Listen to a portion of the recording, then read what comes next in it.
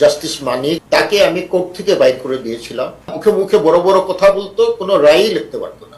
দেলোয়ার হোসেন সাইদি, আমি দেখলাম তার বিরুদ্ধে ডাইরেক্ট কোনো এভিডেন্স নাই হত্যার, তাকে আমি যাবজ্জীবন কারাদণ্ড দিলাম। আমার সঙ্গে যারা বিচারক ছিল সবাই রাজি হলো, একমাত্র শামসুদ্দিন চৌধুরী বলে ফাঁসি দেবে।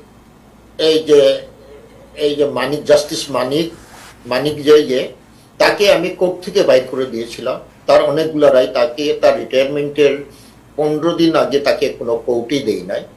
আমি তাকে বললাম তোমার যতগুলো রায় আছে, এই যে মানিক চৌধুরীর একজন আছেন, হ্যাঁ মানিক চৌধুরী, শামসুদ্দিন মানিক চৌধুরী, জি, এরা রায় লিখতে পারতো না, রায় লিখতো না, মুখে মুখে বড় বড় কথা বলতো, কোনো রায়ই লিখতে পারতো না।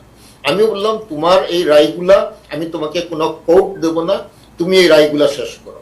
তার কাছে মানে 500-600টা রায় ছিল। উনি লিখতে পারে না কেন আপনার?